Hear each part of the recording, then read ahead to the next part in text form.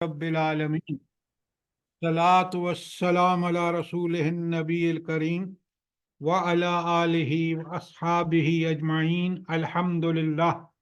अल्हम्दुलिल्लाहिल्लज़ी हदाना लिहाज़ा व मा कुन्ना लिनहतदिय लौला अन हदानल्लाह रब्बि इश्रह ली सदरी व यस्सिर ली अमरी वहलुल उक़्दतम मिन लिसानी यफ़क़हू क़ौली आमीन या रब्बुल आलमीन। कल हमने सूरह नबा ख़त्म की और मैंने कल आपसे वादा किया था कि मैं आपके सामने उसका एक खुलासा पेश करूंगा और साथ ही आप सवाल होंगे जो आप मुझे पता चलेगा कि कल आपने क्या समझा है और कितनी आपने घर पे उसकी समझने के लिए तलावत की है। तो अब हम चलते हैं। सबसे पहले आप अगर देखें, ज़रा खोल के रखें अपने सामने सूरह नबा, पहली दो आयतें जो हैं ये किस चीज के बारे में है भला? बल्कि तीन आयतें। जी, क़यामत के बारे में सर। सवाल करना और पूछना क़यामत के बारे नहीं, ये आप सवाल तो ठीक है लेकिन जवाब ठीक नहीं है। शक और शुबह में और इख्तलाफ करते हैं सर। हाँ, ये है बात। सवाल एक दूसरे इसलिए करते हैं कि भाई क़यामत होगी या नहीं होगी। ये क्या नबी करीम सल्लल्लाहु अलैहि वसल्लम बता रहे हैं, ये तो मुमकिन नहीं है। जब हमारी हड्डियां मिट्टी में मिल जाएंगी तो कैसे उठेंगे? तो ये क़यामत पर एतराज के सवाल है। बात को पूरी तरह समझें खुदा के लिए। कुरान जब तक देखें, कुरान ने इसकी बड़ी ढेर सारी आयत हैं जो मुशरिकीन एतराज कर रहे हैं क़यामत के बारे में। ज़रा लिखें चंद एक, आप फटाफट लिख लें ताकि मैं फिर आगे चलूँ। क़यामत पर एतराज़ात के लिए जो आयत हैं वो सूरह अनाम की आयत 29-30, सूरह अंबिया की आयत 37, सूरह राद की आयत 5, सूरह 17 की आयत 49-50 और सूरह सजदा की आयत 10। ये सारी की सारी आयत जो हैं, इसके अलावा ढेर सारी आयत हैं जो किसके बारे में हैं? एतराज़ात हैं उस वक्त के मुशरिकीन के, और आज के भी आप देख लें जो मुल्हिद हैं, जो सेकुलर हैं, जो साइंस के परिस्तार और पुजारी हैं, वो कहते हैं कैसे मुमकिन है ये। लिहाजा इसका जवाब आप देखें, आपकी पहली सूरत नबा जो 30वें पारे में है, ये शुरू हो रही है इसी से। किससे? क़यामत के बारे में एतराज़ात के हवाले से। और इस चीज को कुरान ने बड़ा खोल खोल के बताया है। पूरा 30वां पारा क़यामत के आखिरत के बारे में है और आपने बड़े गौर से देखना है। यहां भी उनके इस एतराज का सबसे पहले जवाब दिया गया है। अच्छा, अब जो कुरान का तालिब इल्म है उसको पता होना चाहिए कि भाई अल्लाह ताला ने इसका जवाब क्या दिया। आखिर क़यामत तक लोग ये एतराज करते रहेंगे कि भाई क्या आखिरत नाउज़ुबिल्लाह मुमकिन नहीं है। तो इसका जवाब क्या है? ऐसा जवाब जो बिल्कुल अकल और फितरत के ऐन मुताबिक हो। क्या जवाब है? सर मौत। बिल्कुल आप सवाल नहीं ना करते मैं जब आपसे कहता हूं। इसका जी पहली दफा की जी सर अल्लाह ताला ने 6 था 13 जो आयात हैं उनमें दलाइल कुदरत और इख्तियार को मतलब बयान करते हुए फिर अल्लाह ताला बताते हैं कि जो रब ये सब कुछ कर सकता है, क्या उसके लिए क़यामत बर्पा करना मुश्किल है? क्या वो इतनी नेमतें जो दे रहा है उनका हिसाब नहीं लेता? एक मिनट, आप अब लंबी बात ना करें। ख्याल करें कि मेरे पास 1 घंटा है। आपने वहां सिर्फ जवाब दिया है मुझे आयत 78 में जो अगली आयत है। मैंने आपसे पूछा है कि सबसे ऐसी दलील जो कुरान ने दी हो, कुरान किताबुद दलाइल है कि ایسے حقیقت صحیح دلائل دیتا ہے کہ انسان لاجواب ہو جاتا ہے۔ تو آخرت کے بارے میں مجھے یہ بتائیے کہ جب ہم لوگوں کو بتائیں کہ یہ ہے اس کا جواب اور اس جواب کا کوئی جواب نہیں ہے، وہ کیا ہے؟ بڑے غور سے سنیے، اب بڑے غور سے سنیے۔ اللہ تعالی جس نے ہمارا وجود تک نہیں تھا، نام و نشان نہیں تھا، اس نے ہمیں پیدا فرما کر اس نے ہمیں سب کچھ عنایت کیا۔ وہ اللہ جس نے ہمیں عدم سے وجود میں لایا ہے، ہم کچھ نہیں تھے، ہمیں وجود عطا فرمایا۔ کیا وہ اللہ تعالیٰ بے بس ہے کہ ہمیں دوبارہ اٹھا لے؟ بھائی ایک وجود کو دوبارہ لانا تو آسان ہے، ایک وجود کو عدم سے لانا انتہائی ناممکن ہے۔ وہ ناممکن ممکن ہوا اس کے حکم سے، تو یہ دوبارہ اٹھنا تو مسئلہ ہی کوئی نہیں ہے۔ اس پہ کوئی کلام کر سکتا ہے اس کے خلاف؟ بتائیں نا۔ تو ہمیں سم ٹوٹل ہمیں پتہ ہونا چاہیے کہ اصل بات کیا ہے، کہ قرآن بھرا پڑا اعتراضات سے۔ کس پہ؟ سب سے پہلے لوگوں نے اللہ تعالیٰ پر اعتراض کیا ہے۔ اچھا، تو جب یعنی خالق جس نے ان کو بنایا ہے اسی پر انہوں نے اعتراض جڑ دیا۔ اچھا، اب مجھے یہ بتائیں کہ اس آخرت کے اعتراض کا اللہ تعالیٰ پر اعتراض کا قرآن نے کیا شافی اور کافی جواب دیا ہے؟ جلدی بتائیں۔ قرآن سمجھ کے پڑھیں گے تو بات بنے گی۔ جی ان اللہ علی کل شیء قدیر۔ نہیں، یہ کافر نہیں مانتا۔ دلیل ایسی دیں کہ جو کافر کو بھی مانے بغیر کوئی چارہ نہ ہو۔ سر موت کا اچھا، میں اشارہ دے دیتا ہوں آپ کو۔ آپ روز یہ آیت، آپ میں سے اکثر لوگ روز یہ سورت پڑھتے ہیں جس میں یہ دلیل ہے۔ سورت ملک کے تم ضرور سورۃ اخلاص۔ بھائی خدا کے لیے آپ آیت پڑھیں، یا آیت کا مفہوم بتائیں یا آیت کا نمبر بتائیں۔ قل هو اللہ احد اللہ الصمد لم آپ پر اللہ رحم فرمائے، آپ پر اللہ رحم فرمائے۔ یہ تمام دلائل ہے، یہ اس میں جواب نہیں ہے اللہ تعالیٰ کے بارے میں جو لوگ اللہ جی خلق الموت والحیات لیبلوکم ایکم احسن عملا۔ اب آپ اٹک کے رہ گئے ہیں سورہ ملک پر۔ اور کون سی سورت پڑھتے ہیں آپ؟ محمد خان میں نہار سے جڑا مطلب کنڈکٹ کرتا ہے کلاس۔ اس ذرا سارا سنا ہے نا، پھر سمجھ آئے گا۔ سورہ فاتحہ، بول رہی زوم میٹنگ۔ سر یہ کسی کا مائک کھلا ہوا ہے اور دیکھیں کیسے بول رہے ہیں وہ نا، پلیز ان کو بولیں اپنا مائک بند کریں۔ تانوں کہندا پھر بول دے کر۔ فاروق صاحب آپ کا مائک کھلا ہوا ہے، پلیز بند کر دیں۔ اچھا ہاں جی آپ ذرا بڑے غور سے سنیں، میں نے آپ کو ہنٹ بھی دیا ہے، آپ سمجھ کے نہیں نہ پڑھتے۔ آپ میں سے اکثر سورہ یاسین پڑھتے ہیں نہیں پڑھتے؟ جی سر پڑھتے ہیں بالکل ڈیلی۔ اچھا، اب آیت لکھ لیں، آیت نمبر 78 میں آپ کے سامنے پڑھ رہا ہوں۔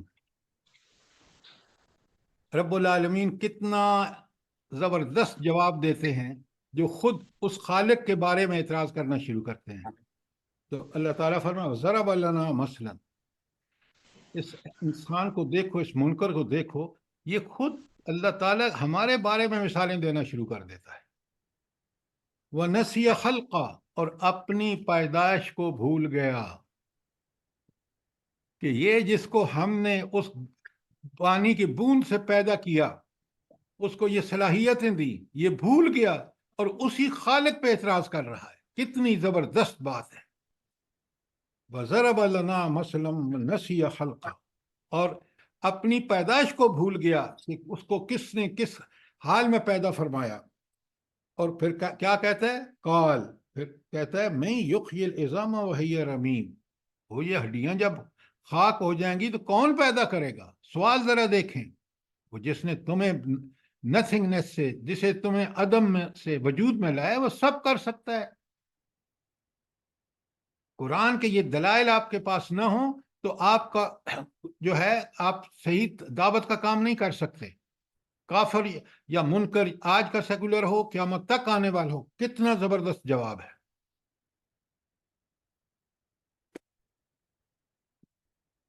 کوئی سوال؟ میں نے آپ سے گزارش کی ہے کہ آپ ہمیشہ سوال کریں تاکہ بات کو سمجھتے ہوئے چلے۔ اچھا، اب قرآن پر جو اعتراضات ہیں ان کے جواب اب آپ پہلے بھی سن چکے ہیں۔ سورہ تکویر، انفطار اور انشقاق۔ حضور نبی کریم صلی اللہ علیہ وآلہ وسلم نے فرمایا کہ جس نے اپنی آنکھوں سے قیامت کو دیکھنا وہ یہ 3 صورتیں پڑھ لے۔ ہم نے پڑھ لی ہیں۔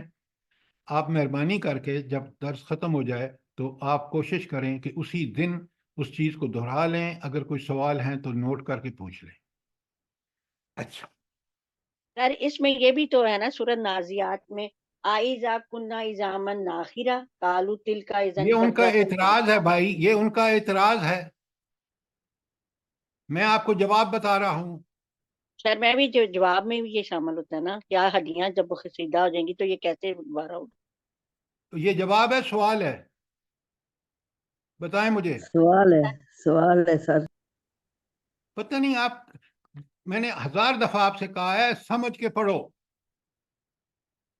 جن لوگوں کو ہم دعوت دے رہے ہیں قرآن کی طرف ہو، قرآن کی دلیل ہمارے پاس ہونی چاہیے۔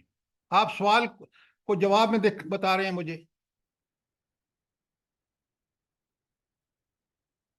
اچھا، اب ذرا آگے چلیے، آپ ان چیزوں کو سمجھیے اور نوٹ کیجئے۔ میں نے آپ کو بتایا کہ قیامت پر جو اعتراضات ہیں اس کے جواب، سب سے بڑا جواب میں نے آپ کو بتا دیا۔ اور اب ساری جو آخری پارہ ہے وہ اس میں اکثر صورتوں کا مرکزی مضمون ہی قیامت ہے۔ دیکھیں نا، ہم نے تکویر پڑھی ہے، انفطار پڑھی ہے، انشقاق پڑھی ہے، ہم نے نوا پڑھی ہے۔ ساری کی ساری ان 4 صورتوں کا مرکزی مضمون وہ ہے قیامت۔ تو ذرا اس پہ غور فرمائیں۔ اچھا چلیں اب آگے چلتے ہیں۔ یہ بتائیں کہ نبی کریم صلی اللہ علیہ وآلہ وسلم پہ بڑے اعتراض کیے ہیں کافروں نے۔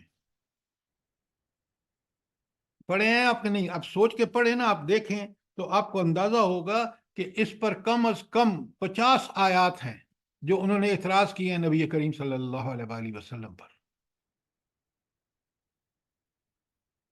تو اس کا جواب کیا ہے بلا؟ کہ یہ سارے جھوٹے ہیں ان کے اعتراضات، اور یہ ان اعتراضات دیکھیں نا، عقل سے تو خود بھی آدمی یہ اندازہ کر سکتا ہے کہ جس نبی کو نبوت سے پہلے کہتے ہیں یہ صادق بھی ہے، امین بھی ہے، پورے مکے والے، اور جو ہی نبوت کا اعلان کرتا تھا اعتراض کی تم پاگل ہو، نعوذ باللہ، مجنون ہے، نعوذ باللہ، یہ قرآن جو ہے یہ نعوذ باللہ جھوٹ ہے، پتہ نہیں کیا کیا، تمہارے پاس ساتھ فرشتے کیوں نہیں آتے، اللہ ہم سے ڈائریکٹ بات کیوں نہیں کرتا۔ یہ سارے اعتراضات قرآن میں موجود ہیں۔ تو ان کا شافی اور کافی جواب کہاں ہے تاکہ اعتراض کرنے والے کو ہم ایسا جواب دیں؟ سورہ یاسین میں، جی، یاسین والقرآن الحکیم انک لمن المرسلین علی صراط مستقیم۔ کاش سب لوگ آپ کی طرح قرآن پڑھیں۔ بالکل آپ نے ٹھیک کہا۔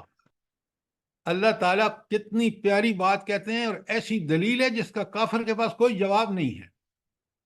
اللہ تعالیٰ فرماتے ہیں شہادت والقرآن مجید، گواہی ہے اس قرآن کی، انک لمن المرسلین، بے شک آپ رسول ہیں۔ ایک دلیل اتنی زبردست جواب ہے کہ جس کو اللہ گواہ کر کے، قرآن گواہ کر کے کہ قرآن جیسی کتاب، جس کتاب کے بارے میں آج تک کوئی ایک صورت نہیں پیش کر سکا، وہ قرآن جو آپ لے کے آئے ہیں وہ اس بات کا ثبوت ہے کہ آپ رسول ہیں۔ یہ سارے ان کے اعتراض جھوٹے ہیں۔ یہ جو ہے یہ سورہ یاسین کی آیت ہے 2 اور 3، لکھ لیں دلیل ہے، سب سے بڑی دلیل، سب سے بڑا جواب اعتراضات کا جو رسول صلی اللہ علیہ وسلم پہ ہیں۔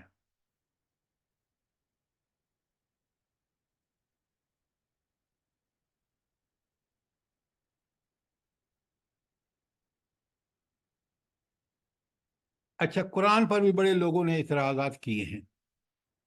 یہ سب آپ کو میں آج اس کا خلاصہ اس لیے بیان کر رہا ہوں کہ یہ چیزیں ہمیں قرآن جب سوچ کے سمجھ کے پڑھتے ہیں، بالکل قرآن نے ہر چیز کا جواب شافی اور کافی دیا ہے۔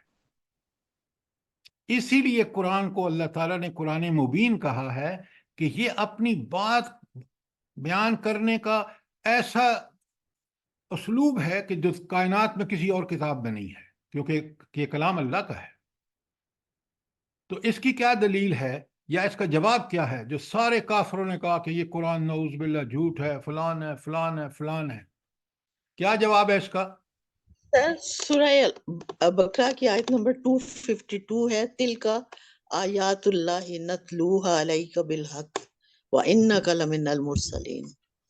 دیکھیں، یہ میں نے آپ سے پوچھا ہے کہ قرآن کے پر جو اعتراضات ہیں یہ جواب نہیں ہے جو آپ پڑھ رہے ہیں۔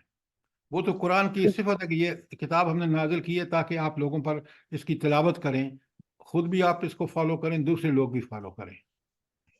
اور سر اس کا جواب، اس کے جواب میں اب آیت مجھے یاد نہیں آ رہی، یہ ہے کہ اگر تم اسے سچ نہیں سمجھتے تو اس جیسی ایک آیت ہی بنا کر لاؤ۔ یہ ہوئی نا بات۔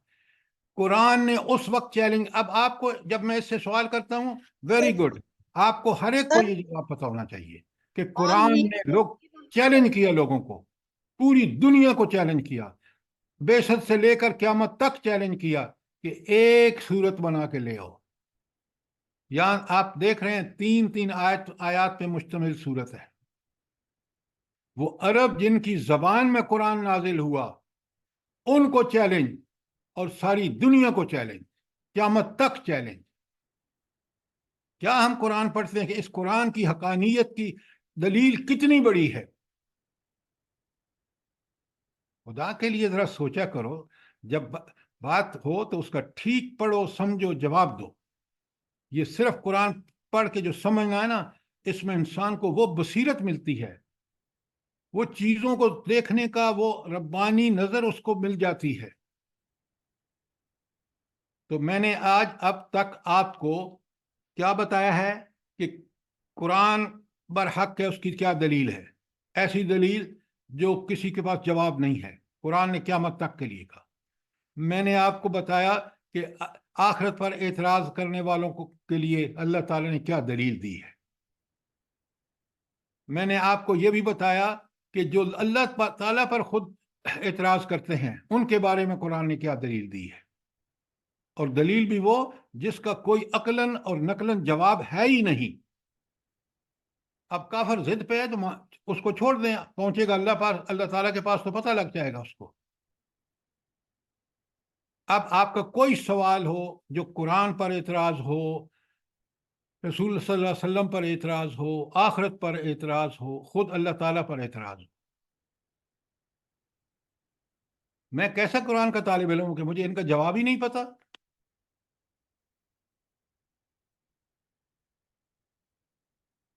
بات کلیئر ہے ساری؟ جی سر، جی سر۔ اچھا، اب ہم نے صرف ابھی تک جو خلاصے میں نے بیان کیا ہے کہ آپ نے دیکھا کہ ہمیں پہلی 5 آیات جو ہیں وہ اعتراض ہے کافروں کا، اما یتساءلون سے لے کر 5ویں آیت تک۔ اس قیامت کے دلائل آگے آئے ہیں آیت 6 تا 16 میں کہ قیامت ہوگی، اور اس کے دلائل کیا ہیں وہ آیت 6 تا 16 میں ہے۔ پھر اللہ تعالیٰ نے آیت 17 تا 20 میں بتا دیا کہ جب قیامت واقع ہوگی تو پھر صورتحال کیا ہوگی۔ یہاں بھی بالکل، یعنی صرف یہ نہیں کہ وہ پتہ نہیں جواب، بلکہ کہا کہ یہ ہوگے حالات جب قرآن ایسی ہے، آخرت واقع ہوگی۔ اور پھر طاغین کا ہولناک انجام۔ یہ طاغین کون ہے بھلا؟ जल्दी बताएं। मुनकर और बुरे लोग और धर्मी लोग, अस्तगफिरुल्लाह। सरकश लोग। अच्छा, अब मैं आपसे एक बिल्कुल टू द पॉइंट जो है उसका जवाब ये है कि वो लोग जो अल्लाह ताला के अहकामात के खिलाफ बगावत करते हैं, वो जो न कुरान को मानते हैं, न रसूल सल्लल्लाहु अलैहि वसल्लम को मानते हैं, न अल्लाह को मानते हैं, ये हैं वो लोग जो तागीन हैं। अब अमलन मानना, बड़े गौर से सुनिए बात को, कि सारी कौलन जबान से मानना कि हाँ मैं तो अल्लाह को मानता हूँ, और पूरी जिंदगी अल्लाह ताला के किसी हुक्म को लिफ्ट भी ना कराए, उसको मान के ना दे, ये भी तागी है। और कितना हौलनाक अंजाम है, जरा दोबारा पढ़ें इसको, इसलिए कि आपका काम आपको खुद करना होगा समझने के लिए कि तागीन का अंजाम क्या बुरा होगा। आयत 21-30 में बता दिया गया। ठीक है,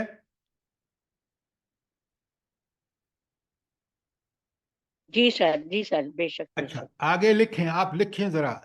सूरह नाजियात में फिर तागीन का अंजाम बयान हुआ है। सूरह नाजियात आयत 36-39।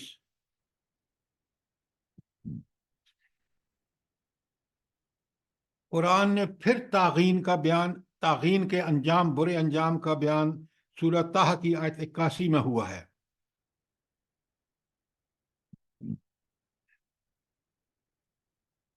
पता है रब्बुल आलमीन क्या फरमाते हैं? कुलू मिन तय्यिबाति मा रज़क़नाकुम, खाओ पियो मजे उड़ाओ जो रिज़्क हमने तुमको दिया है। वला ततगौ, और सरकशी हरगिज ना करना। जरा देखें क्यों, वला ततगौ फी, और इसमें सरकशी ना करना। फयुहिल्लु अलैकुम गज़बी, अगर तुम सरकशी करोगे तो तुम्हारे ऊपर मेरा गज़ब टूटेगा।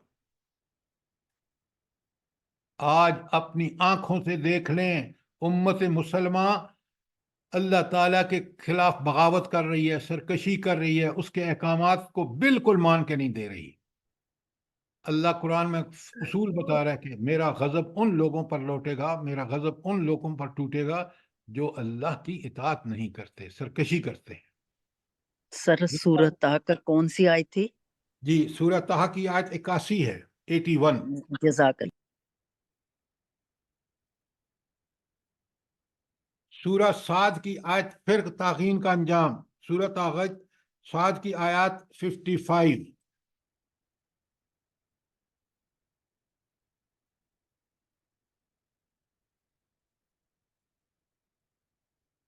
और ये बताएं आप कि ये तो एक जनरल अल्लाह ताला का उसूल है ना कि ताकि लोगों के साथ अल्लाह ताला मामला क्या करेगा दुनिया और आखिरत में, और उसकी जिंदा मिसाल हम उम्मत मुसलमान को आज देख रहे हैं। दूसरी बात मुझे ये बताएं कि इन तागी कौमों का जो अल्लाह से बगावत पे उतर आई थी, फिर अल्लाह ने नबिया भेजे, इन तागी कौमों के अंजाम का जिक्र किस सूरत में हुआ है? कुरान के तालिब इल्म को पता होना चाहिए। सर सूरह अल आराफ में भी हुआ है, सूरह हूद में भी हुआ है इनका अंजाम का जिक्र, और सूरत शोरा में भी। लिखें तीनों सूरतें, पढ़ें इनको दोबारा। सूरह आराफ 7 नंबर पर कुरान में, सूरह हूद 11 नंबर पर कुरान में, और सूरह अश-शोरा 26 नंबर पर कुरान में।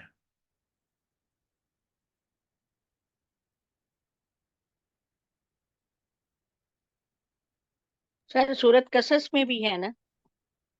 सूरह कसस में सिर्फ फिरौन का वाकया है।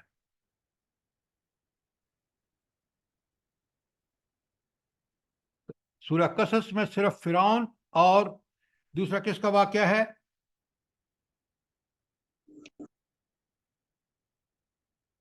जल्दी बताएं।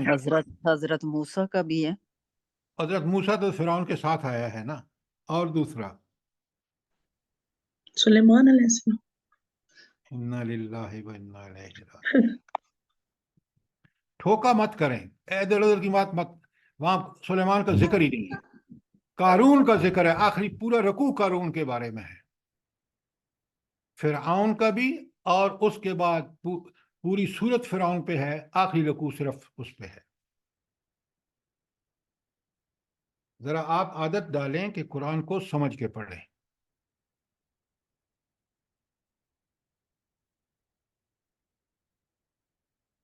اچھا، یہاں تک تو ہم آ گئے،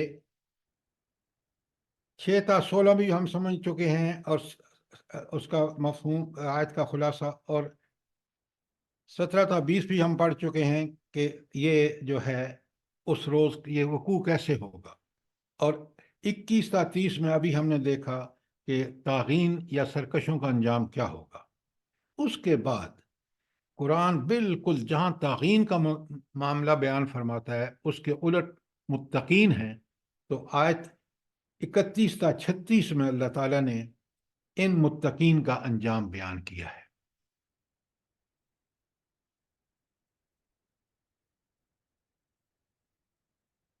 دیکھیں نا، یہ سوال جو میں آپ سے کر رہا ہوں آپ مجھ سے کیا کریں جب میں پڑھا رہا ہوتا ہوں، تاکہ ہم باتوں کو سمجھتے ہوئے چلیں۔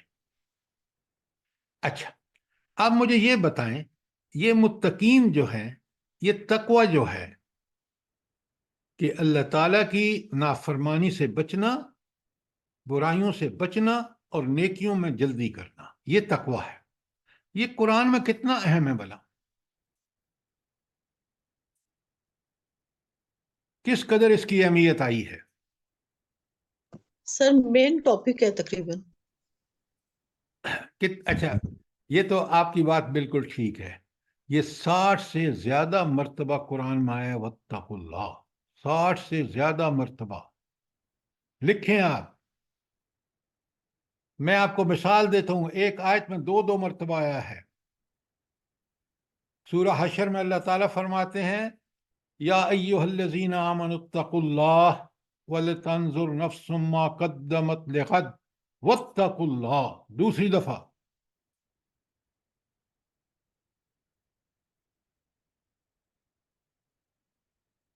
آپ یقین مانیں، اگر ہم تقوی کی روش اختیار کر لیں، ہم میں سے ہر آدمی جو اہل ایمان ہے، ہم دنیا کے لیے نمونہ بن جائیں۔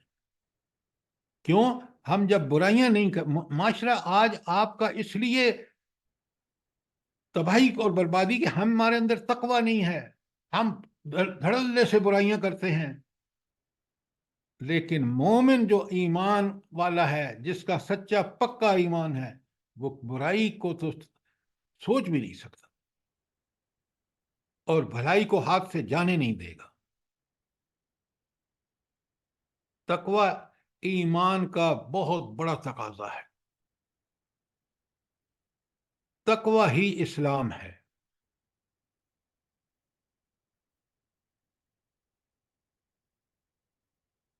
اچھا، اب ہم آتے ہیں اس ایک بڑے اہم سوال کی طرف۔ اس تقوی کو اگر ہم اپنے اندر پیدا کرنا چاہیں تو ہمیں کیا کرنا ہوگا؟ دیکھیں نا، اتنی اہم چیز ہے، تو مجھے اس تقوی کی روش اختیار کرنی چاہیے۔ تو اس تقوی کی روش اختیار کرنے کے لیے مجھے کس چیز کی ضرورت ہے؟ سر تلاوت آیات اور سیرت النبی صلی اللہ علیہ وسلم۔ السلام علیکم۔ جی، سر تقوی اللہ تو تعالیٰ کی ایمان، صفات کو چونکہ جاننے وہ کی ایمان ہے تو تقوی اسلام ہے، تو پھر ہم قرآن اور سنت پہ چلیں گے نا انشاءاللہ۔ آپ یہ جنرل بات کر رہے ہیں، قرآن اور سنت سارے مسلمانوں کے پاس ہے، کہاں سر تقوی؟ اللہ تعالیٰ کی صفات کو جاننے کی اطیعوا اللہ و اطیعوا الرسول۔ سر ہر ایک قدم قرآن و سنت کے مطابق چلیں گے تو پھر ہی تقویٰ پیدا ہوگا ہمارے اندر۔ میرے ایمان اندر استقامت۔ اب ذرا سنیں، غور سے سنیں، غور سے سنیں۔ تقوی نتیجہ ہے خوف خدا کا، صفات الہی کا۔ وہ پہلے ہوگا تو پھر یہ ساری آپ جو بتا رہے ہیں نا قرآن و سنت کی اطاعت، اطیع اللہ و اطیع الرسول، وہ اس وقت ہوگا جب میرے اندر خوف اور خشیت، اور یہ خوف اور خشیت ہوگی اللہ کی صفت سے اور اللہ کی جلالی صفات سے۔ جس میں جلال ہے، شدید العقاب ہے، میں نے غلطی کی تو اللہ پکڑ لے گا، جبار ہے، قہار ہے، شدید العقاب ہے، تو تقوی پیدا ہوگا جب ہم وہ تقوی کو بڑھانے کے لیے وہ سارے طریقے ہیں جو آپ بتا رہے ہیں، لیکن تقوی پیدا میرے اندر جب ہوگا جب مجھے صفات خوف الہی ہوگا، خوف الہی پیدا ہوگا اللہ تعالیٰ کی صفات جو جلالی صفات ہیں۔ سوال کریں اگر بات سمجھ نہیں آ رہی تو۔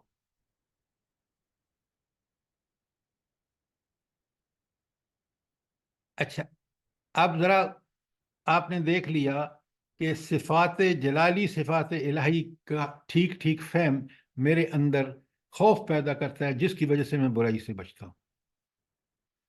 اچھا، دوسرا بڑے غور سے سنیے، اور یہ چیزیں آج جو میں بتا رہا ہوں میں نے پھر سوال کرنے ہیں آپ سے۔ اچھا، ایک اور چیز، اللہ تعالیٰ کو سب سے زیادہ پسند کون لوگ ہیں؟ وہ ہیں محسنین، جو عمل کرتے ہیں احسان کے درجے میں۔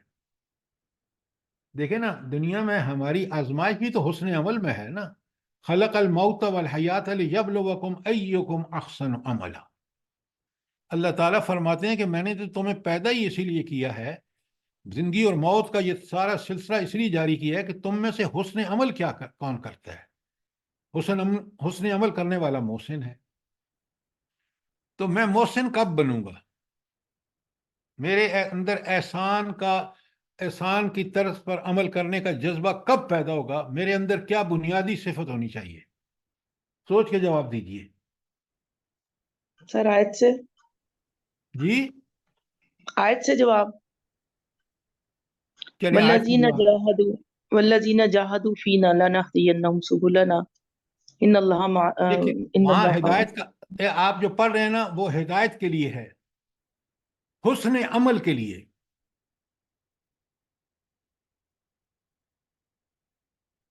سر معاف کر دینا، درگزر کر دینا۔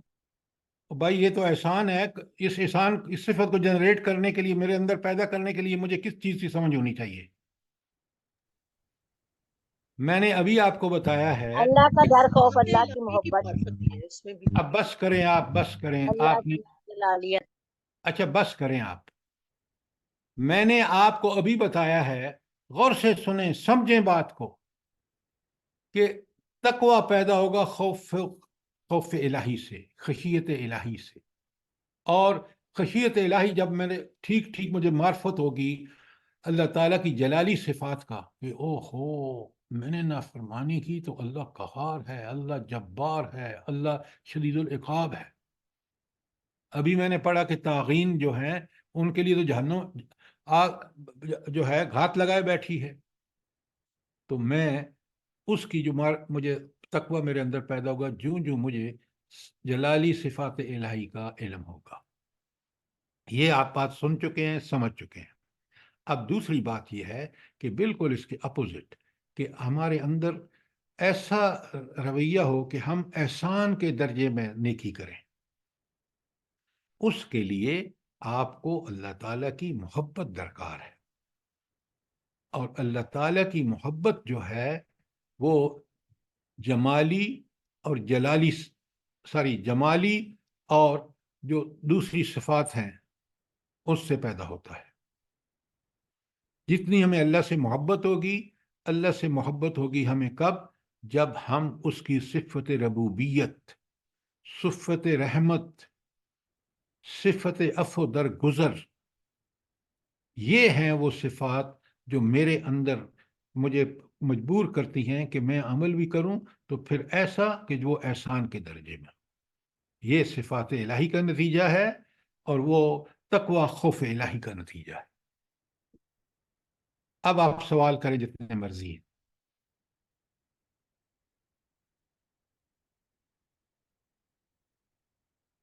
سر جی یہ تینوں صفات دوبارہ بتا دیں، صفت ربوبیت اور دوسرا کیا بتایا؟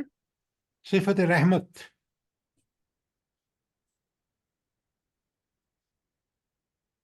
اور تیسری؟ صفت عفو درگزر۔ جزاک اللہ۔ اچھا، صفت عفو درگزر کی میں مثال دے دیتا ہوں آپ کو۔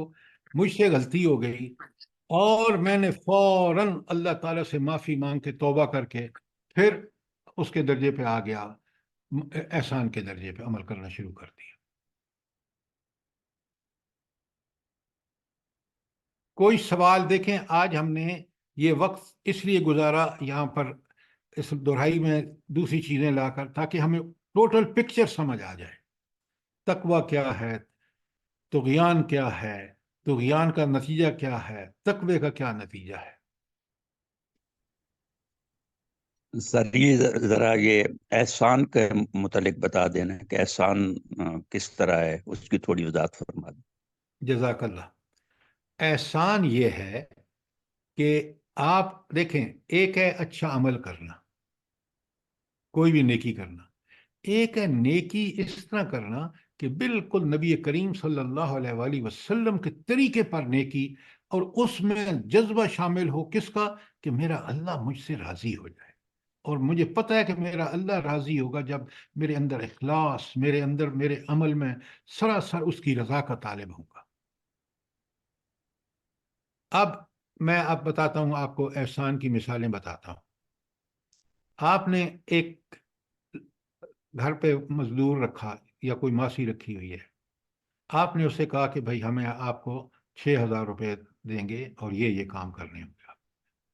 اس نے بہت اچھے طریقے سے کام کیا، 6,000 دیا آپ نے تو آپ نے عدل و انصاف کیا۔ اگر 6,000 کی بجائے 7,000 دیا، کیونکہ اس نے بہت اچھا کام کیا ہے، آپ نے اس پر احسان کیا۔ تو احسان یہ ہے کہ دوسروں کو ان کا حق دینے میں آپ سخاوت اور فیاضی سے کام لیں، اور اپنے معاملے میں اپنے حق سے کم پر راضی ہو جائیں۔ نماز میں حسن پیدا کرنا، زکوٰۃ میں حسن، وہ سارے اللہ تعالیٰ نے طریقے بتائے ہیں کہ زکوٰۃ بالکل ایسے دائیں ہاتھ سے دیں تو بائیں ہاتھ کو بھی پتہ نہ چلے۔ یہ احسان ہے زکوٰۃ کے معاملے میں۔ بات کلیئر ہے حمید صاحب؟ جزاک اللہ خیر، جزاک اللہ خیر۔ السلام علیکم سر۔ وعلیکم السلام ورحمۃ اللہ۔ سر نماز میں حسن ایکسٹرا نفل اور عبادات ہیں وہ ہیں؟ پہلے آپ کی فرض نماز ٹھیک ہے، آپ کیا سجدے میں، بڑی بات اب غور سے سنیں، سجدے میں آپ کیا ان دو سجدوں کے درمیان جو نبی کریم صلی اللہ علیہ وآلہ وسلم نے دعا مانگی ہے وہ آپ مانگتے ہیں، اور بالکل اس خیال سے کہ میں رب کے سامنے اور میرا رب سن رہا ہے۔ آپ رکوع، قیام، سجود بالکل ٹھیک اسی طرح کرتے ہیں جس طرح نبی کریم صلی اللہ علیہ وآلہ وسلم نے کیا۔ کبھی ہم نے پڑھا ہے کہ نبی کریم صلی اللہ علیہ وسلم کس طرح سجدے کرتے تھے، کس طرح رکوع، کس طرح قیام کرتے تھے؟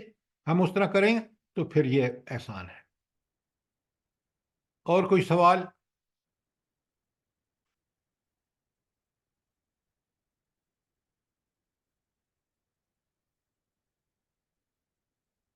چلیں آج کیونکہ بات چل رہی ہے تو ذرا ایک اور کچھ ایسی اصطلاحات جو ہمیں ضرور سمجھنی چاہیے۔ آپ نے تقویٰ سمجھ لیا، آپ نے طغیان یعنی اللہ تعالیٰ کی نافرمانی کے بارے میں ہم نے سمجھ لیا، ہم نے یہ بھی سمجھ لیا کہ اللہ تعالیٰ کے بارے میں لوگوں نے کیا اعتراضات کیے، اس کا کون سا شافی اور کافی جواب۔ اسی طرح قرآن کے بارے میں، رسول اللہ صلی اللہ علیہ وسلم کے بارے میں، آخرت کے اعتراضات کے بارے میں جو سوالات ہیں ان کو ہم نے آج کسی درجے میں اختصار کے ساتھ سمجھا۔ پھر ہم نے تقویٰ کو سمجھا، احسان کو سمجھا۔ اب مجھے ایک بات بتائیں، توکل کیا چیز ہے؟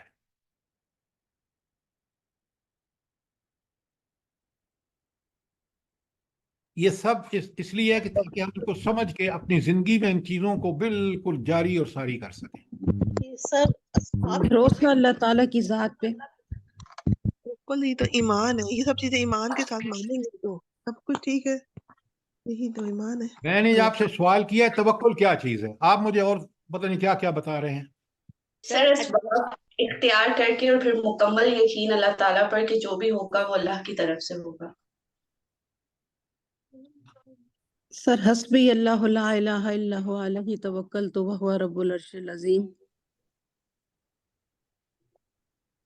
یہ جو توکل کی دعائیں ہیں نا قرآن میں، کاش ہم پڑھیں اور اس کو سمجھیں۔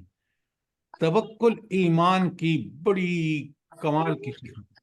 साहिब ईमान अगर मुतवक्कल नहीं है, उसमें तवक्कुल नहीं है। अब बड़े गौर से सुनिए, तवक्कुल क्या है, जरा इसकी हकीकत को समझिए। क्या मैं राजी बरजा होता हूं जब कोई अल्लाह ताला मेरे मर्जी के खिलाफ कोई उनका हुक्म आ जाता है, या वहां मैं गिले करना शुरू कर देता हूं?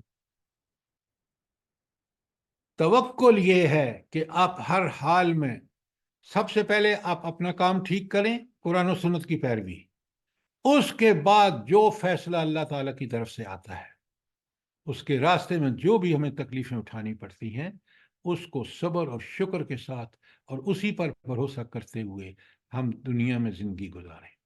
ये तवक्कुल बहुत बड़ी अल्लाह ताला की इनायत है इंसान को, कि वो उसका भरोसा जो हो रहा है। पहले शर्त ये है, अगर हमारे करतूत बुरे हैं तो उन करतूतों की वजह से मुसीबतें आएंगी, चोरी करेंगे तो सजा मिलेगी। लेकिन अगर नेकी करने के बावजूद आपको कोई मुश्किलात पेश आती हैं, तो तवक्कुल क्या है? तवक्कुल ये है कि आप कहते हैं कि मेरे रब का ये फैसला है और मैं राजी बरजा हूं। जरा इस तवक्कुल को समझिए। हम कहते हैं हमें रब पर तवक्कुल है।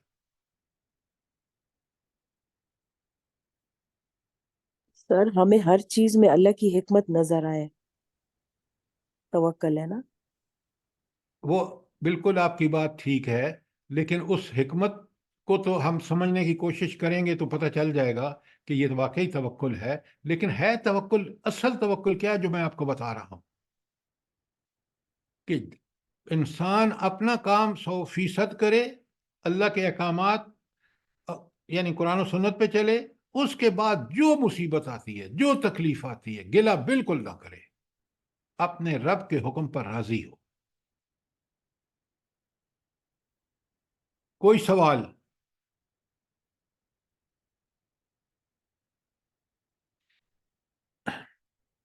चले, मैंने आपको तकवा, एहसान, तवक्कुल, आप कोई और ऐसी इस्तिलाह जो आप समझते हो कि ज़रूरी है कुरान और सुन्नत की रोशनी में? बेशुमार इस्तिलाहें हैं, तो कोई आप बताएं, मैं कोशिश करूंगा सर जी आपका। सबर सबर के बारे में बताएं।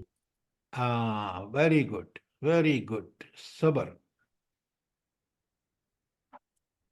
अच्छा, अब देखें, पहले तो ईमान जब भी इंसान लाएगा ना, और सच्चा पक्का ईमान अमल वाला उस पर अमल करेंगे, तो उसकी वजह से भी उसको मुश्किलात आएंगी।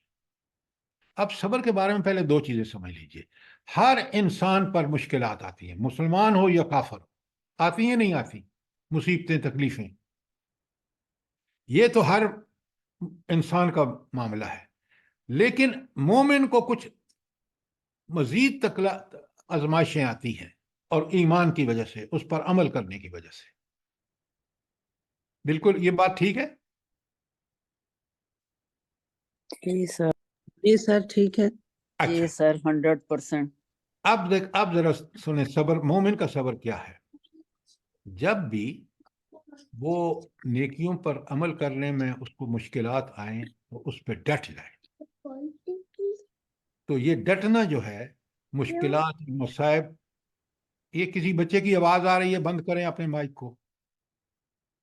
अच्छा, तो जब अल्लाह के दीन पर चलने में जो भी मुश्किलात आए, मुसीबतें आए, तकलीफें आए, उन पे डट जाना सब्र है।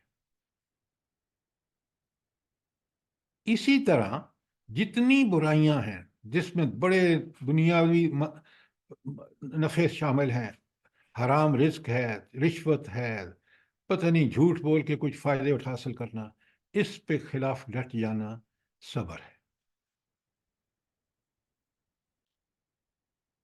और इनको बर्दाश्त करना, इनको सहना भी सब्र है।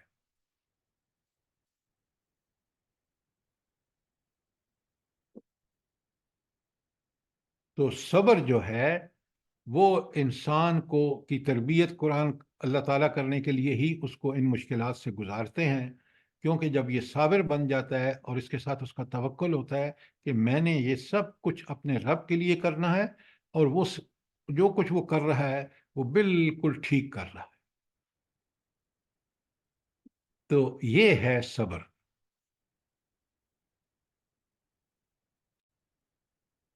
اچھا، اگلی جو اصطلاح ہے، اگر اس پہ کوئی سوال ہے تو کریں. سر اگلی جو یہ جو اتنی بڑی بڑی آزمائشیں آتی ہیں انسانوں پہ، یہ اس میں بھی تو صبر کرنا چاہیے اور یہی سوچنا چاہیے کہ یہ میرے رب کی طرف سے ہے، آئی ہے تو چلی بھی جائے گی نا، بس یعنی کہ یقین بھی ہونا چاہیے اور صبر کرنا چاہیے نا. اس رب پہ توکل ہوگا تو آپ صبر کریں گے کہ رب کی طرف سے بالکل آئی ہے، بالکل. دور بھی وہی کرے گا. تو آپ ایک تو ذاتی طور پر صبر کرتے ہیں. اچھا، صبر کے لیے کون سی چیز بہت ضروری ہے، سب سے ضروری، کہ جس سے ہمیں صبر ملتا ہے؟ سر ایمان نماز، ہونا چاہیے پکا. نماز. وَاسْتَعِينُوا بِالصَّبْرِ وَالصَّلَاةِ، آپ نے بالکل ٹھیک کرا. اچھا، تو نماز کیسے صبر کا باعث بنتی ہے؟ جلدی بتائیں. جی السلام علیکم. وعلیکم السلام ورحمۃ اللہ. جی میں پوچھ رہا تھا کہ یہ صبر کے اوپر بات آپ کر رہے ہیں، تو اس میں ایک تو صبر وہ ہے جب آپ کے پاس اختیار ہے تو آپ اس کو صبر کا استعمال کر رہے ہیں. ایک یہ ہے کہ آپ کا اختیار نہیں، آپ مجبور ہیں. تو ان دونوں جو صبر کرنے کی کیفیتیں ہیں، ان میں کیا فرق ہے، اور اس کو ثواب کی کس درجے میں لائیں گے، اگر مجبوری میں صبر کر رہے ہیں یا کہ ویسے اختیار کے باوجود کر رہے ہیں؟ دیکھیں، صبر کا جو صحیح مفہوم ہے، آپ وہ صبر کرتے ہیں اللہ کے لیے، اس کی رضا کے لیے. اب چاہے آپ اقتدار میں ہیں یا آپ کو مصیبت آ گئی ہے، دونوں حالتوں میں اقتدار میں ہے تو اپنے اقتدار کو آپ نے اللہ کے احکامات کے مطابق استعمال کرنا ہے. اس کے جو بھی آپ کو تکلیفیں آئیں اس پہ صبر کرنا ہے. اور اگر آپ پہ مصیبتیں آ گئی ہیں، تکلیفیں آ گئی ہیں، تو آپ نے اللہ کے لیے صبر کرنا ہے. بات کلیئر ہے؟ صبر ایک کیفیت ہے کہ آپ نے ہر اس کام کو کرنا ہے جو اللہ چاہتا ہے، اور اس کے لیے آپ کو اپنے آپ کو روک کے رکھنا ہے. اچھا، اب میرا آپ سے سوال یہ ہے کہ یہ جو صبر ہے، اس کا سب سے بڑا سورس نماز ہے. آپ نے بتایا، قرآن بھی کہتا ہے وَاسْتَعِينُوا بِالصَّبْرِ وَالصَّلَاةِ، کہ آپ مدد مانگو صبر سے اور نماز سے. نماز کیسے ہمارے لیے صبر کے لیے ہمیں استقامت دیتی ہے؟ نماز سے اللہ تعالیٰ کے ساتھ تعلق مضبوط ہوتا ہے، پھر ایمان مضبوط ہوتا ہے. بالکل. اللہ آپ کا دیکھیں، بالکل، لیکن آپ اس سوال کو سامنے رکھیں. نماز ہمیں اللہ سے تعلق پیدا کرتی ہے، اور جب ہم کہتے ہیں ایاک نعبد و ایاک نستعین، وہاں بھی ہمیں اس کا سبق ملتا ہے کہ ہم صبر کریں. اہدنا الصراط المستقیم میں، اور پھر انبیاء کا راستہ ہم مانگتے ہیں. انبیاء کا راستہ صبر کا راستہ تھا. نبی کریم صلی اللہ علیہ وآلہ وسلم کو جو مصائب آئے زندگی میں، کسی اور کو اتنے نہیں آئے.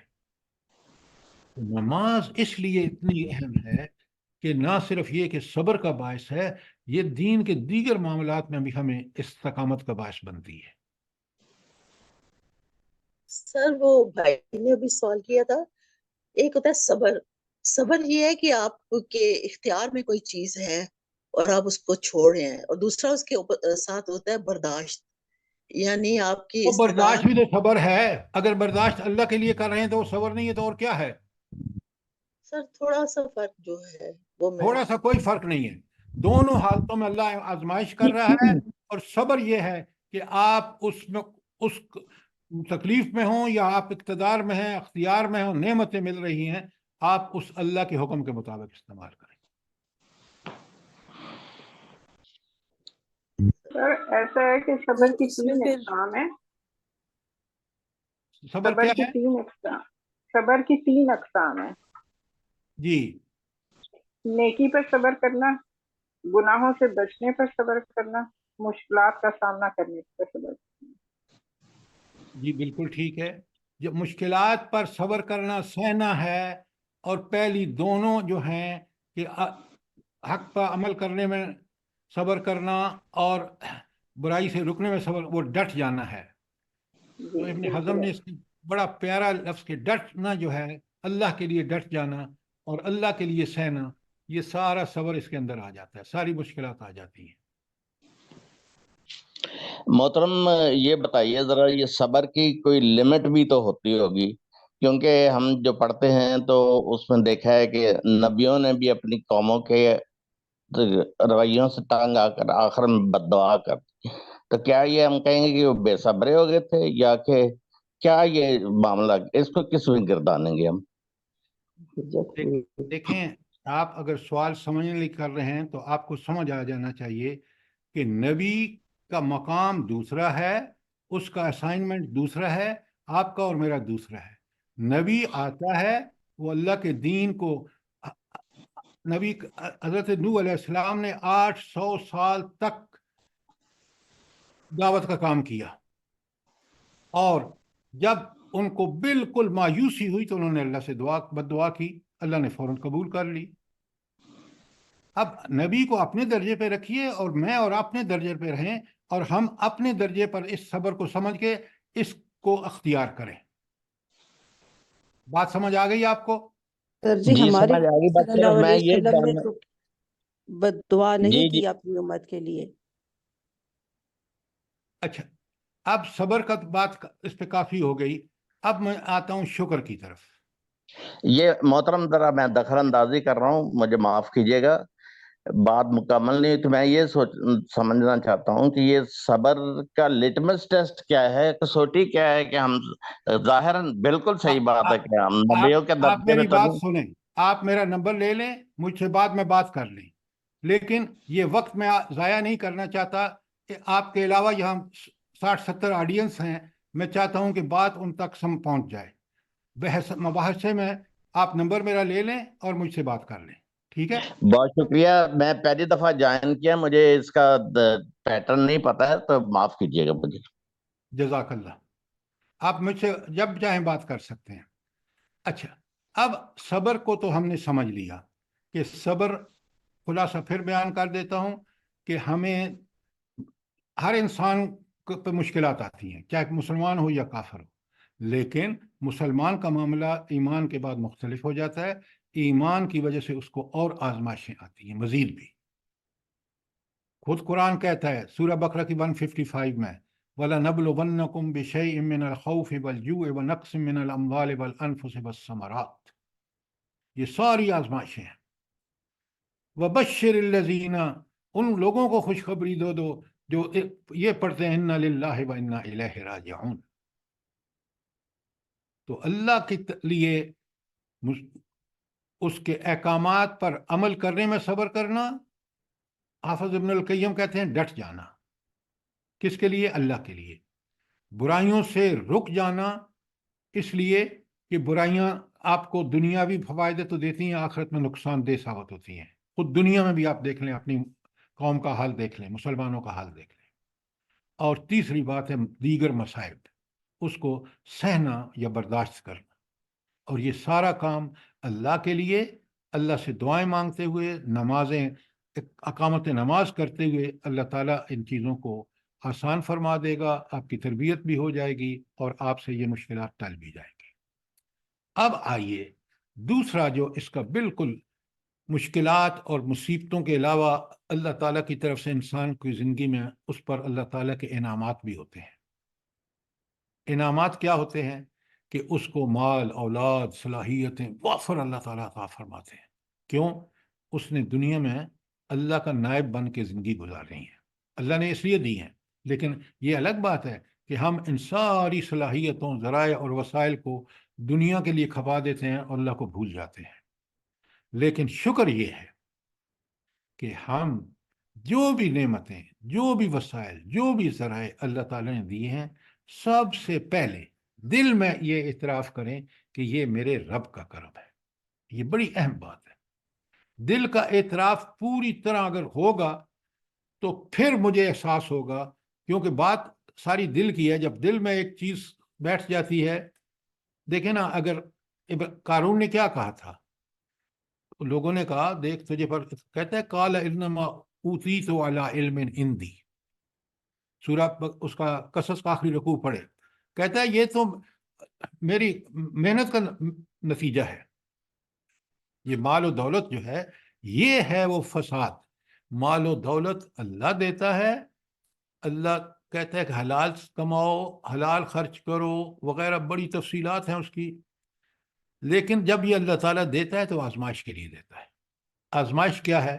سب سے پہلے دل کا اعتراف. ہر نعمت دل میں اس بات کا پکا سچا کہ میں یہ بات سمجھوں کہ میرے رب کا احسان ہے. نمبر 2، اس کا جب دل میں بہت زبردست احساس ہوگا تو زبان سے کہیں گے آپ الحمدللہ، شکر اس اللہ کا، تعریفیں اس اللہ کی جس نے یہ سب کچھ دیا. یہ ہے زبان کا شکر. یہ زبان اللہ تعالیٰ نے دی اس لیے کہ ہم اسی کی تعریفیں، اسی کا شکر، اسی کا ذکر کریں. تو پہلا دل کا شکر تھا، اب دوسرا زبان کا شکر ہوگا، اور تیسرا اہم ترین جو ہے وہ عمل کا شکر ہے. عمل کا شکر کیا ہے؟ کہ وہ نعمت جو اللہ تعالیٰ نے دی ہے اس کو اسی طرح استعمال کیا جائے جس طرح اللہ نے حکم دیا ہے. تو یہ ہے صبر کے 3 درجے: دل کا شکر، زبان کا شکر اور عمل کا شکر. کوئی سوال، کوئی چیز کلیئر نہ ہوئی ہو؟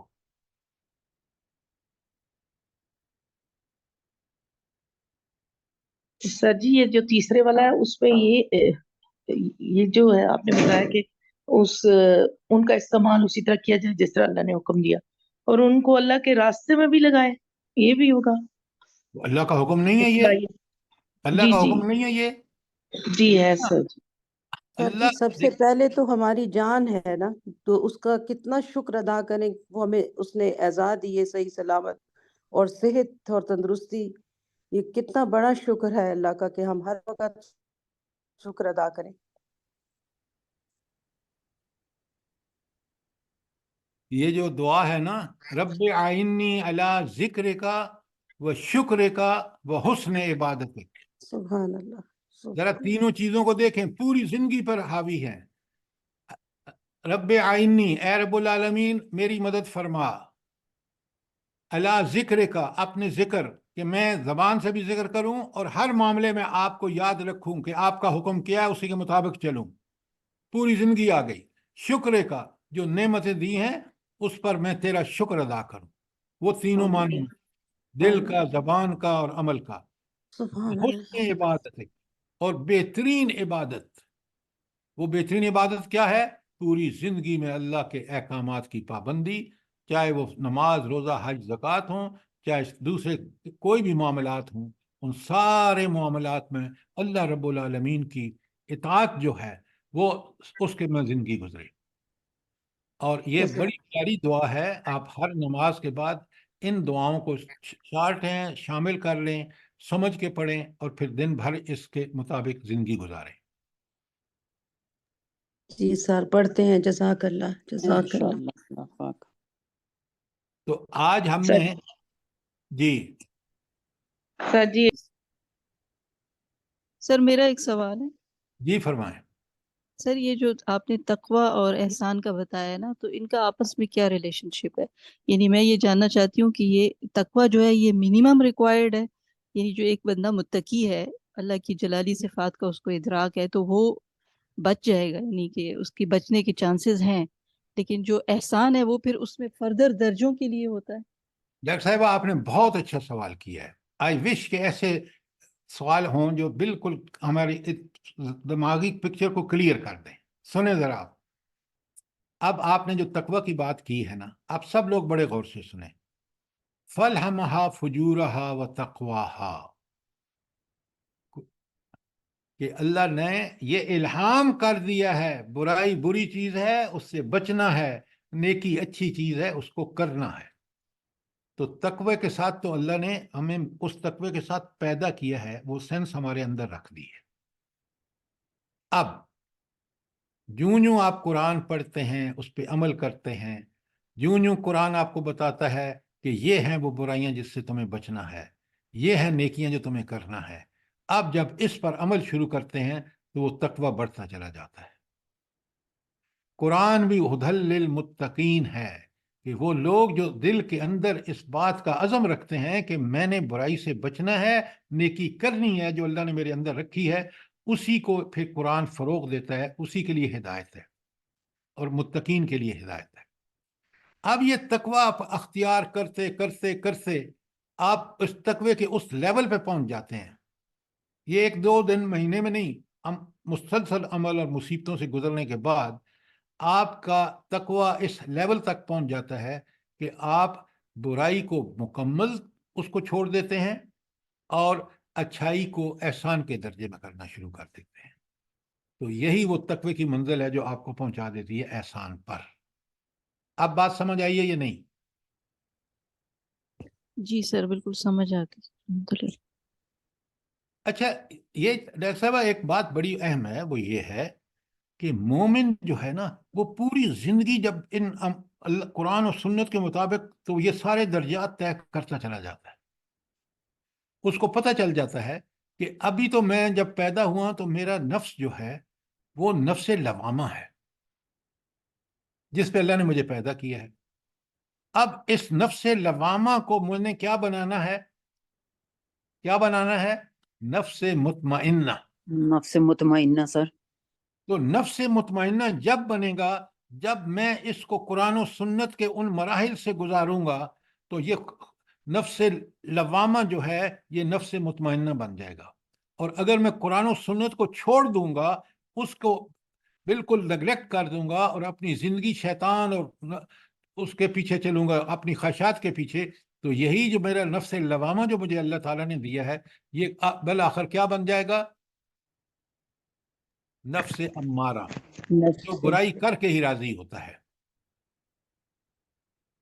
بات کلیئر ہے نہیں؟ جی سر۔ تو آج ہم نے اس کے خلاصے میں سورہ نبا کے بہت ساری اصطلاحات جو قرآن میں استعمال ہوتی ہیں، آپ کو کچھ اس کا کچھ فائدہ محسوس ہوا ہے؟ جی بہت زیادہ ہوا سر جی۔ اب اور غور و فکر کرنے کا وہ ہو رہا ہے کہ اور غور و فکر کر کے وہ آیات ڈھونڈیں۔ تو آپ جس پہ کہیں گے میں آیات آپ کو دے دوں گا، کوئی مسئلہ نہیں ہے۔ سر ڈاکٹر روبینہ نے 2 سوال کیے تھے، ایک کے تقوی اور ایک تو احسان، یعنی تقوی کے زیادہ تقوی تو اختیار کر لیا انسان نے اگر پردن مال، تو اس کے ساتھ جو احسان ہے وہ اس کی نفلی عبادت کی بات کو گنا جائے گا۔ لا حول ولا قوت الا باللہ العلی العظیم۔ کیا بات کر رہے ہیں آپ؟ میں نے آپ کو ایکسپلین کیا ہے کہ تقوی اصل میں جو بنیادی چیز ہے کہ برائی سے نفرت کرنا اور برائی سے بچنا، یہ آیت آپ نے کئی دفعہ میں نے آپ کے سامنے پڑھی ہے، فَلْهَمَهَا فُجُورَهَا وَتَقْوَاهَا، اللہ نے یہ الہام کا اس کے اندر رکھ دیے بندے کے اندر۔ اب جب قرآن و سنت پہ عمل کرتا ہے تو وہ یہ تقوی اس کا بڑھتا بڑھتا چلا جاتا ہے کہ وہ برائی اس کو جب مکمل چھوڑ دیتا ہے اور اس کو نہیں کرتا، چاہے اس کو کروڑوں کا فائدہ ہو، اور نیکی کر کے ہی راضی ہوتا ہے، چاہے اس کو اس نیکی کرنے میں تکلیفیں مصیبتیں کیوں نہ آئیں، لیکن وہ راضی۔ یہ تقوی کی وہ کیفیت ہے جو اس کو احسان تک لے جاتی ہے۔ یہاں وہ احسان کے درجے پہ آ گیا ہے۔ کیوں؟ کہ اس نے نیکی کو بالکل ترک کر دی، برائی کو بالکل ترک کر دیا، چاہے اس کو سامنے ہزاروں لاکھوں کا فائدہ کیوں نہ آئے، اور نیکی کو اس نے کر کے چھوڑا چاہے اس کو کتنی تکلیف اٹھانی پڑے۔ یہاں آ کے اس کا تقوی جب اس لیول پہ پہنچا تو وہ احسان کے درجے میں چلا گیا۔ کچھ سمجھ آئیے بات کہ نہیں آپ کو؟ جی جی جی سر، جزاک اللہ سر، جزاک اللہ۔ اور اگر کوئی سوال نہیں ہے، کامنٹ نہیں ہے، تو کل پھر پڑھ کے آئیے، دیکھیں ان اصطلاحات کو ہم کلیئرلی سمجھیں گے تو قرآن ہمیں سمجھ آئے گا۔ اللہ تعالیٰ مجھے بھی اور آپ کو اس کی توفیق عطا فرمائے۔ سر تھوڑا سا پھر ٹائم، جب ٹائم ہو سر پھر غصے کے بارے میں بتائیں کہ اللہ تعالیٰ نے ہمارے اندر غصہ کیوں رکھا ہے، جب اللہ تعالیٰ نے اس چیز کو منع کیا ہے قابو میں رکھو سر، پھر کبھی صحیح اس کے بارے میں بھی آپ نے بتانا ہے کہ غصہ کیوں ہمارے